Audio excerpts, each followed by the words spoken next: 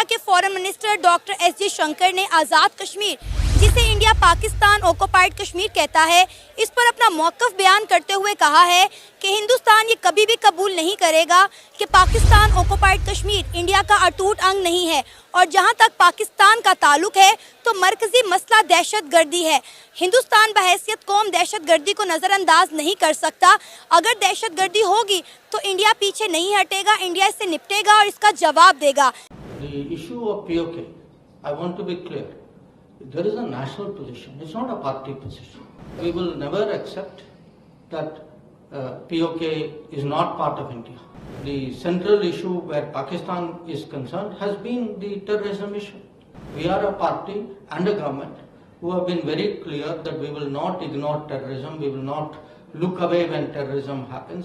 Pakistan occupied Kashmir, जिसे हम आज़ाद कश्मीर कहते हैं, और इंडिया जो है वो पाकिस्तान ऑक्युपाइड कश्मीर बोलता है। उन्होंने कहा है कि हम इस चीज़ को कभी भी कबूल नहीं करेंगे कि पाकिस्तान ऑक्युपाइड जो कश्मीर है वो इंडिया का टूट अंग नहीं है। इससे पहले भी उन्होंने एक बयान दिया और कहा कि पाकिस्तान ऑक्युपाइड कश्मीर को इंडिया के साथ जम करने के लिए हमें पाकिस्तान पर कोई फौजी कार्रवाई या कोई भी जंग करने की ज़रूरत नहीं है।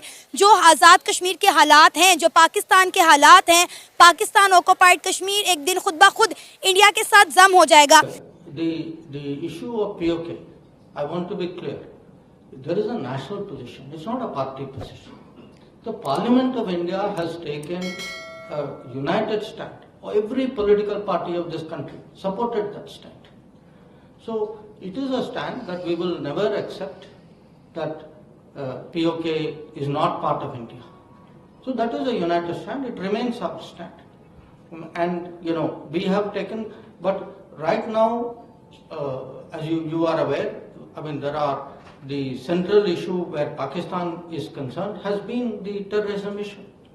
And on the terrorism issue, we are a party and a government who have been very clear that we will not ignore terrorism. We will not look away when terrorism happens. If something happens, we will deal with it and reply to it. And that is our record. Gilgit Baltistan से मैं खुद belong करता हूँ, तो वहाँ से कई basic realities से मैं वाकिफ़ हूँ।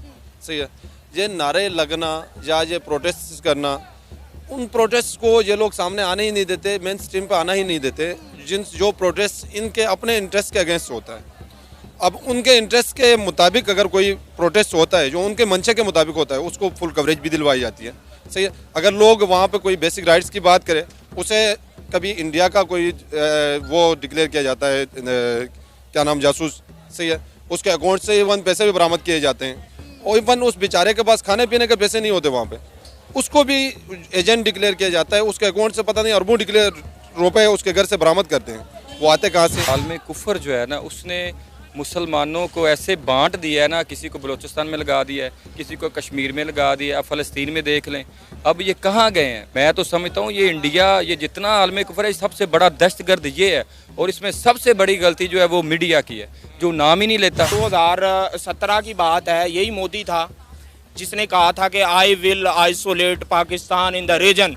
हो गए ना, हो गए आइसोलेट, हम हो गए। सुन ले।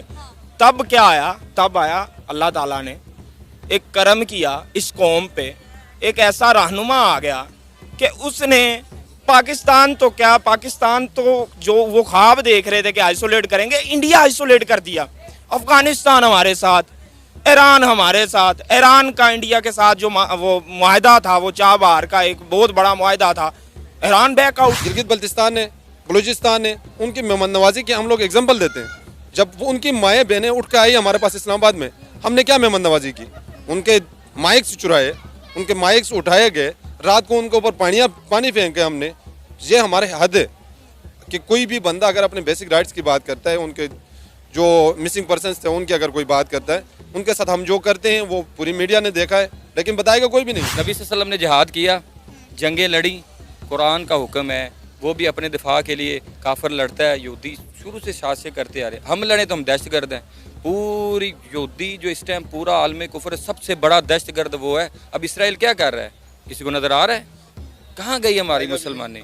और ये अब क्या कहें, वो भाई की बात सच्ची है कि वो फंडिंग होती है, इनको अपनी याशियाँ